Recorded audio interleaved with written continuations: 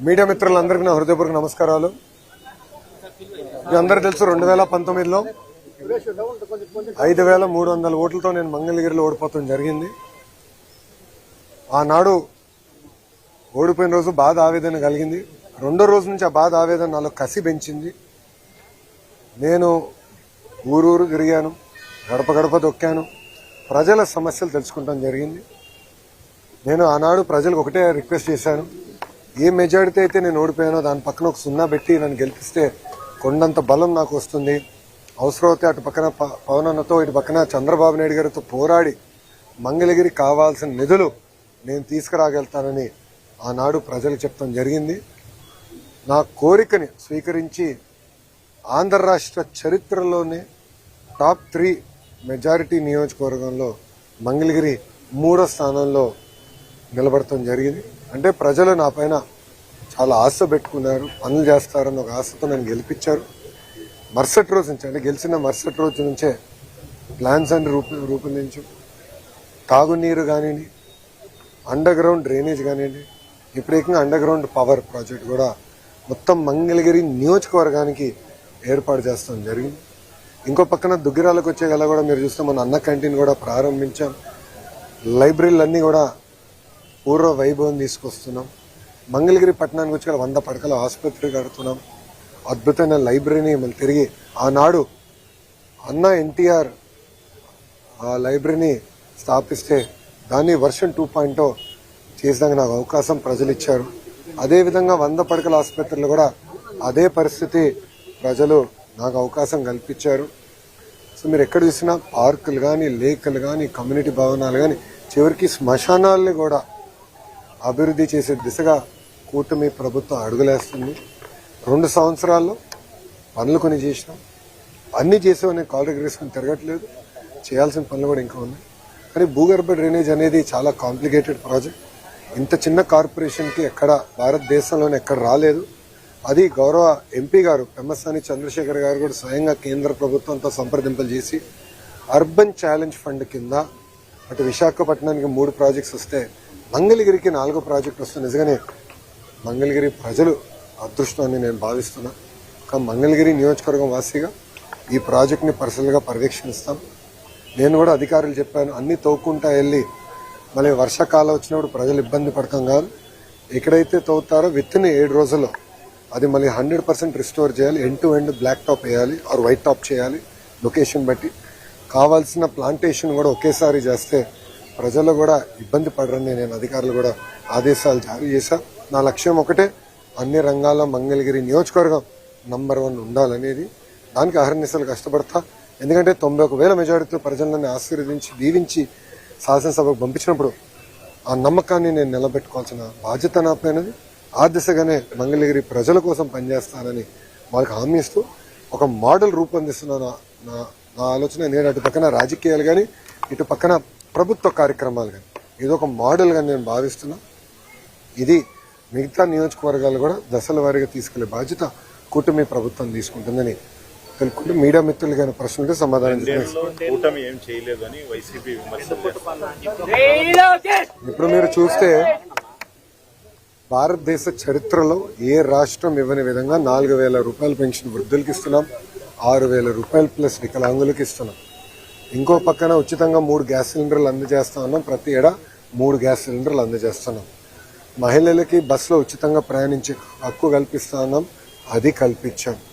ఇంకో పక్కన మీరు చూస్తే తల్లికి వందనం కింద ఇంట్లో ఎంతమంది బిడ్డలు ఉంటే అంతమంది బిడ్డలకి డబ్బులు వేస్తా ఉన్నాం. మొదటి విడత వేసాం, 2వ విడత జూలై మాసంలో వేస్తున్నాం. ఇంతేకాకుండా మత్స్యకారుల సేవలో వాళ్ళకి డబ్బులు మొన్న వేసాం. ఆటో వాళ్ళ సేవలో డబ్బులు త్వరలో ఇవ్వబోతున్నాం. అన్నదాత సుఖీభావ కింద ప్రతి ఏడా కేంద్ర రాష్ట్ర ప్రభుత్వం కలిసి 20,000 రూపాయలు వేస్తాను, అది వేసాం. ఇట్లా ఇచ్చిన హామీలని ఒక పద్ధతి ప్రకారం నిలబెట్టుకుంటూ వెళ్తున్నాం. గౌరవ పులివెందుల శాసనసభ్యులు బెంగళూరులో కాకుండా ఆంధ్ర రాష్ట్రంలో నివసిస్తే వాస్తవాలు తెలుసుకునే అవకాశం ఉంటుంది. ఆయన సొంత నియోజకవర్గంలో నివసించారు. ఆయన చూస్తే బెంతాహే అని పేరు పెట్టారు. అంటే బెంగళూరులో ఉంటాడు, తాడేపల్లిలో ఒకరోజు, హైదరాబాద్లో మిగిలిన రోజు. అలా ఉంటే వాస్తవాలు ఎటు తెలుస్తుంది? రాండి, ఫీల్డ్లో తిరగండి, వాస్తవాలు తెలుసుకోండి. ఎక్కడైనా అరకొర తప్పులుంటే తెలియజేయండి, సరిదిద్దడానికి ప్రభుత్వం సిద్ధంగా ఉంది. అంటే సరళలో భాగంగా మా ఓట్లన్నీ తీసేస్తున్నారని వైసీపీ ఆందోళన చేస్తుంది. అయ్యా, ఎవరు ఓట్లు తీయాల్సిన అవసరం మాకు లేదు. మేమే ఇన్వాల్వ్ అయ్యి అందరిలో ఓటు నమోదు పకడ్బందీగా జరగాలనేది మా పార్టీ కూటమి లక్ష్యం. కలిసికట్టుగా మేము పనిచేస్తున్నాం. ఇప్పుడు కావాలని ఆరోపణలు చేస్తున్నారు. మా దగ్గర ఉన్న డేటా అంతా పబ్లిక్లీ అవైలబుల్ డేటా. వాళ్ళు కొంచెం ఐటీలో అవగాహన లేని వ్యక్తులు ఏదంటే అది మాట్లాడతారు. మాకు కొంచెం ఐటీ అవగాహన ఉన్న వ్యక్తులు కనుక ఒక యాప్ తయారు చేసి మా కార్యకర్తలకు సులభంగా చేసాం. విజనరీకి చాలా తేడా ఉంటుంది స్వామి. ప్రిజనరీ ఎప్పుడు ప్రిజన్ వైపు అంటే జైలు వైపు చూస్తాడు. రౌడీలు ఉంటారు ఆయన చుట్టూ, మహిళల్ని తిట్టే వాళ్ళు ఉంటారు, మహిళల్ని కించపరిచే విధంగా మాట్లాడే వాళ్ళు ఉంటారు. ఎవరైతే గతంలో దాడులు చేశారో ఒక వ్యక్తి పైన 25 కేసులున్న వ్యక్తి ఏదో దేవుడిలాగా చూపించే వాళ్ళు. విజనరీ ఎప్పుడు ప్రజలకు ఉద్యోగాలు కల్పించాలి, ఉపాధి కల్పించాలి, ఎప్పుడు లేని విధంగా పెట్టుబడులు తీసుకురావాలి మా లక్ష్యం. ఈరోజు భారతదేశంలో 100 రూపాయలు పెట్టుబడులు వస్తే 25 రూపాయలు ఆంధ్ర రాష్ట్రంగా వస్తున్నాయి. దాని కారణం ఏంటి? Brand CBN. పెద్ద ఎత్తున పెట్టుబడులు తీసుకొస్తున్నాం, ఇంకా తీసుకొస్తాం. అన్నీ అయిపోయింది అనట్లా, ఇంకా చేయాలి. మాలో కసి ఉంది. అంత యంగ్ క్యాబినెట్, యంగ్ శాసనసభ్యులు ఉన్నారు. పనిచేయాలని తపనుంది. మీరందరూ చూస్తున్నారు. గౌరవ ముఖ్యమంత్రి గారు కూడా 76 సంవత్సరాల వయసైనా ఆయనే హాయిగా కొబ్బరికాయ తీసుకుంటారు, కిందనే కొడతారు, సైకిల్ ఎక్కుతాడు, ఆయనే దొక్కుతాడు. పులివెందుల ఎమ్మెల్యే అది కూడా చేయలేడు. అది పరిస్థితి. సార్, సాక్షాత్తు హోంమంత్రిని విమర్శించే పరిస్థితి ఉంది. ఆమె హావభావాన్ని కావచ్చు, ఆయన వ్యక్తిత్వాన్ని విమర్శించే పరిస్థితి కొంతమంది మాజీ మంత్రులు చేస్తారు. ఇప్పుడు కోడిగుడ్డుకి ఇండస్ట్రీకి కోడిగుడ్డు మధ్యన తేడా తెలియదు.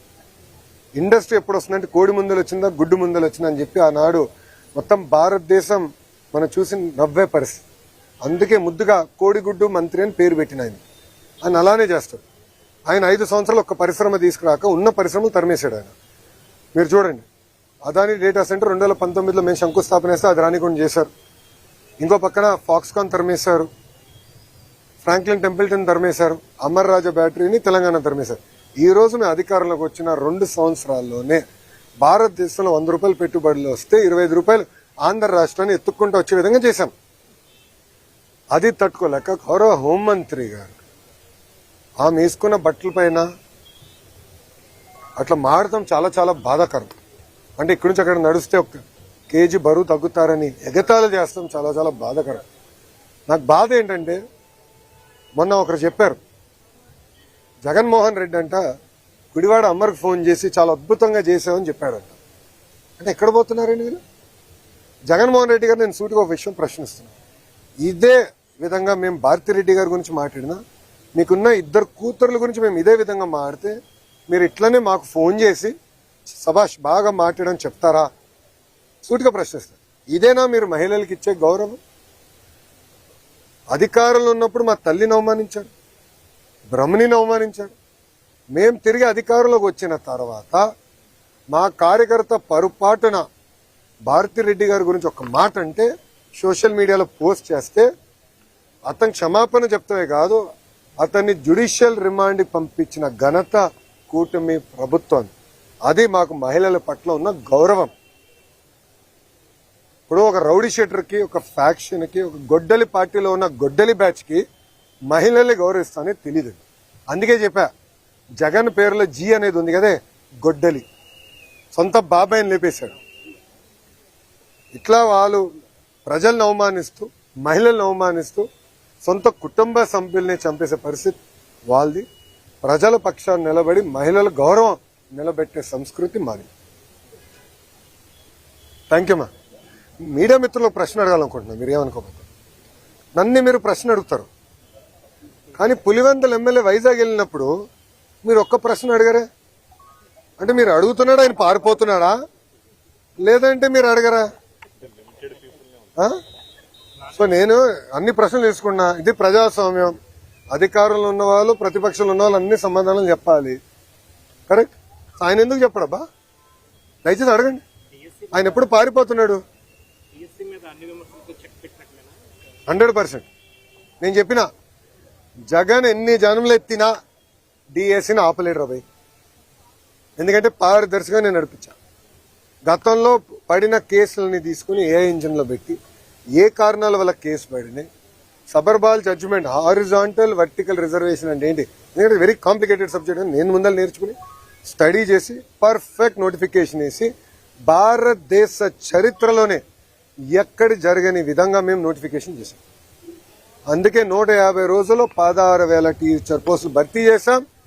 మళ్ళీ టెట్ ఎగ్జామ్ జరుగుతుంది, డిఎస్సి నోటిఫికేషన్ ఇస్తాం, మళ్ళీ డిఎస్సి ఎగ్జామ్లు జరుగుతాయి, మళ్ళీ టీచర్ అపాయింట్మెంట్లు జరుగుతాయి. దాంట్లో ఎలాంటి సందేహం లేదు. మేము సాక్షి క్యాలెండర్ ఇవ్వట్లేదు, జాబ్ క్యాలెండర్ ఇస్తున్నాం. 10,000 ఉద్యోగాలతో జాబ్ క్యాలెండర్ ఇస్తున్నాం. దయచేసి నిరుద్యోగ యువకులు చెప్తున్నా, there is something called vertical horizontal reservation. First time horizontal reservation అమలు చేశాం. అది తెలుసుకోవాల్సిన బాధ్యత మీ పైన నా పైన ఉంది. ఇది హారిజాంటల్ రిజర్వేషన్ పాటించకపోతే సబర్వాల్ జడ్జిమెంట్ అనేది ఉంది. ఆ జడ్జిమెంట్ అడ్డంగా పెట్టుకుని ఈ వైకాపా పార్టీ మళ్ళీ కోర్టులో వేసి స్టే తీసుకొస్తారు. ఈ వైకాపా పార్టీకి చెందిన నాయకులే 240 కేసులు వేశారు స్వామి. 240 కేసులు వేశారు. దాంట్లో 43 కేసులు ఇప్పటికీ కోర్టు డిస్మిస్ చేసింది, మిగతా అంతా హియరింగ్ చేసింది. నేను పారదర్శకంగా నడిపించాం, మా డిపార్ట్మెంట్ పారదర్శకంగా నడిపించింది. నాకు ఎలాంటి సందేహం లేదు. ఫుల్ ప్రూఫ్ గా చేశాం. అండ్ వాస్తవంగా మీరు చూస్తే 5 సంవత్సరాలు జగన్ అధికారంలో ఉన్నప్పుడు ఒక డిఎస్సీ చేయాల, గ్రూప్ 1 నోటిఫికేషన్ ఇవ్వాల, గ్రూప్ 2 నోటిఫికేషన్ ఇవ్వాల, జాబులు భర్తీ చేయలేదు. ఒక ప్రభుత్వ ఉద్యోగం కూడా భర్తీ చేయలేదు. ఆయన పెద్ద పెద్ద మాటలు చెప్తారు. అసలు ఆయనకేం అర్థం అవుతుంది స్వామి? ఒక డిఎస్సీ చేస్తే వర్టికల్ హారిజాంటల్ రిజర్వేషన్ ఏంటో ఆయనకు అర్థం అవుతుంది. ఒక డిఎస్సీ చేయకుండా, ఒక్క టీచర్ పోస్ట్ ఇవ్వకుండా మా పైన మాడే హక్కు మీకు ఎట్టొచ్చింది స్వామి? మీరు ముందర సబ్జెక్ట్ తెలుసుకోండి. ఆయన ఏమన్నాడు? అసలు ఎక్కడ మేము రిజల్ట్స్ బయట పెట్టలేదు, ఏం లేదు. మళ్ళీ ఆన్లైన్ ఆయనే ఓపెన్ చేసి చూపించాడు ప్రెస్ మీట్ లో. మీరు చూసారా లేదు? ర్యాంకులన్నీ మళ్ళీ ఆయనే చదివి చెప్తున్నాడు. మళ్ళీ అది ఎక్కడి నుంచి వచ్చినట్టు ఆన్లైన్ కదా. అంటే ఒక అబద్ధం 10 సార్లు చెప్పి నిజం చేసాక ఆయన ప్రయత్నిస్తున్నాడు. ఇప్పుడు మళ్ళీ కులం కూడా తీసుకొచ్చారు. దౌర్భాగ్య స్థితి ఏంటంటే 2014 నుంచి 19 ఇట్లనే వాళ్ళు ఏం చెప్పారంటే ఒకే సామాజిక వర్గానికి చెందిన వాళ్ళందరినీ డిఎస్పీ చేశారు. ఆనాడు ప్రజలు నమ్మారు. వాళ్ళ అధికారులకు వచ్చిన తర్వాత మేము శాసనసభ సాక్షిలో ప్రశ్న అడిగాం, ఎంతమంది డిఎస్పీలు ఆ సామాజిక వర్గం చెందిన వాళ్ళని ప్రమోట్ చేశారు. తిరిగి చూస్తే 4-5% ఉంది. మళ్ళీ ఆ రోజు అబద్ధం చెప్పినట్టే కదా వాళ్ళు. ఇప్పుడు కావాలని ఒక పెయిడ్ బ్యాచ్ పెట్టుకున్నాడు. ఒక రిటైర్డ్ పనికిమాల ఐఏఎస్ ఆఫీసర్. ఆయన రాష్ట్రానికి ఎలాంటి పని చేయని వ్యక్తిని తీసుకొచ్చి పెట్టి ఒకే సామాజిక వర్గానికి చెందిన వాళ్ళందరికీ స్పోర్ట్స్ కోటా కింద ఇస్తానన్నారు. ఇప్పుడు మేము బయట పెట్టి ఆ మనిషి ఎక్కడున్నాడు? క్షమాపణ చెప్పాలి కదా. చెప్పమనండి ఇప్పుడని. అంటే అబద్దాలు చెప్పి మా పైన బురద జల్లి పారిపోతున్నారు. మీ ఇక్కడ నుంచి ఉన్నా కరెక్ట్ గా జగన్ ఇంటికి నేను తిప్పి కొడితే 200 మీటర్లు కొట్టలేను. I'm ready for debate any time. రమ్మని చెప్పండి. I'm ready for debate and discussion. అంతేగాని ఏసీ రూముల్లో కూర్చుని మాకు లెక్చర్లు ఇవ్వాల్సిన అవసరం లేదు. వాస్తవాలుంటే బయట పెట్టండి. ఒకటని నిరూపించాడా? అయ్యా 240 కేసులు వేసాం. ఎందుకు ఆపలేదు డిఎస్సీ ప్రాసెస్? పారదర్శకంగా నడిపించాం. స్పోర్ట్స్ కోట కూడా పకడ్బందీగా నడిపించాం. మేము కమిటీ కూడా పెట్టాం. ఎవరికైనా అన్యాయం జరుగుంటే మీరు వెళ్ళి కమిటీకి చెప్పండి. ఆ కమిటీలో సీనియర్ అధికారులు పెట్టి ప్రతి విషయం రివ్యూ చేస్తున్నాం. ఎందుకు వాళ్ళకి రాలేదు కూడా చాలా స్పష్టంగా చెప్తాం. ఇప్పుడు మా అధికారులందరూ టెక్నికల్ పైన ఆన్సర్ చేశారు. అక్కడి నుంచి సౌండ్ లేదు. జగన్ గారి దగ్గర నుంచి సౌండ్ లేదు. మళ్ళీ అదే అబద్ధం చెప్పేదానికి ప్రయత్నిస్తున్నారు. మేము ఇచ్చిన సమాధానానికి దానికి రెస్పాన్స్ మీరు ఇవ్వాలని నేను డిమాండ్ చేస్తాను. థ్యాంక్ యూ మా. జై హింద్.